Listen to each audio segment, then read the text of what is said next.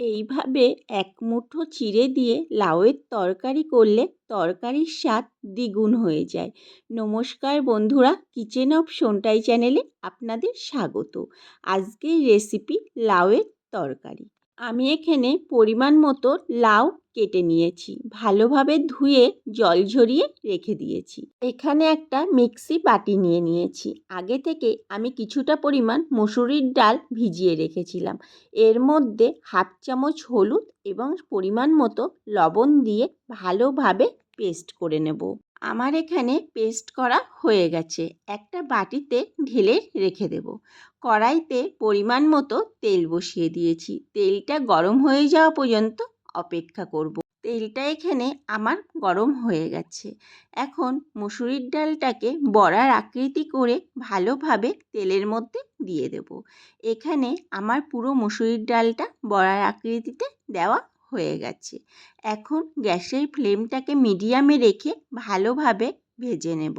2 minute মতো এক পাশ হয়ে গেলে তারপর ভালোভাবে উল্টে দেব। অপর পাশও আমি 2 থেকে 3 মিনিট ভেজে নেব। এইভাবে উল্টে পাল্টে একটু লাল লাল করে ভেজে নিচ্ছি। আমার এখানে বড়াগুলো লাল হয়ে গেছে।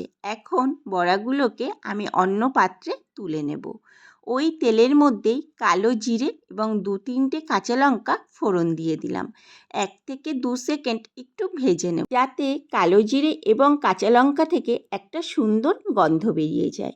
এর মধ্যে একটা তেজপাতা 2 খণ্ড করে দিয়ে দিলাম, আর দিয়ে দিলাম 1 মুঠো জিরে। জিরেটা 3 থেকে 4 সেকেন্ড একটু ভেজে নিতে হবে। যেহেতু তেলটা খুব গরম থাকে তাই বেশি ভাজার প্রয়োজন হয় না। এর মধ্যে দিয়ে দেব কেটে রাখা লাউগুলোকে। এরপর চিড়ের সাথে ভালোভাবে মিশিয়ে নেব। এর মধ্যে দিয়ে দেব হাফ চামচ পরিমাণ লবণ এবং হাফ চামচ হলুদ গুঁড়ো। এবার আবারও সব কিছু ভালোভাবে মিশিয়ে নিতে হবে। 4 থেকে 5 মিনিট কষিয়ে নেওয়ার পর কড়াইটাকে এখন আমি ঢেকে দেব। গ্যাসের ফ্লেমটাকে এই সময় লোতে রাখতে হবে। 10 মিনিটের জন্য আমি ঢেকেছিলাম। 10 মিনিট পর ফিরে আসলাম। দেখুন লাউ থেকে জল বেরিয়ে গেছে এবং লাউটা ভালো মতো নরমও হয়ে গেছে। এখন এর মধ্যে দিয়ে দেব 4টে কাঁচা লঙ্কা, 1.5 চামচ মতো গোটা জিরে এবং হাফ ইঞ্চি আদা আমি বেটে রেখেছিলাম, সেই মশলাটা দিয়ে দিলাম। সব মশলার সাথে লাউটাকে ভালোভাবে কষিয়ে নেব। গ্যাসের ফ্লেমটাকে মিডিয়ামে রেখে 7 থেকে 8 মিনিট আমি ভালোভাবে কষিয়ে নিয়েছি। এখানে আমার কষানো হয়ে গেছে। দেখুন আস্তে আস্তে তেলটাও ছেড়ে গেছে। এর মধ্যে ভেজে রাখা বড়াগুলোকে দিয়ে আবারও ভালোভাবে মিশিয়ে নেব।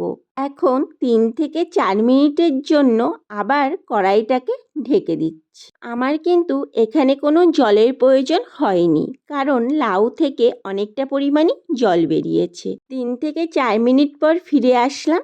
এখন আবারও একটু ভালোভাবে নাড়িয়ে নেব। এর মধ্যে দিয়ে দেব 1 চামচ মতো চিনি। চিনিটাকে সব কিছুর সাথে ভালোভাবে মিশিয়ে নেব।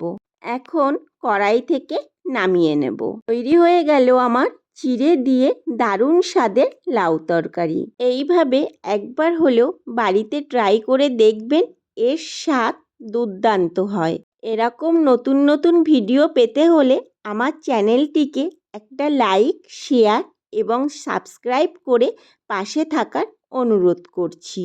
আর আপনি যদি ফেসবুক পেজ থেকে দেখে থাকেন, পেজটিকে ফলো করে দেওয়ারও অনুরোধ রইল। দেখা হচ্ছে নতুন একটি ভিডিওতে।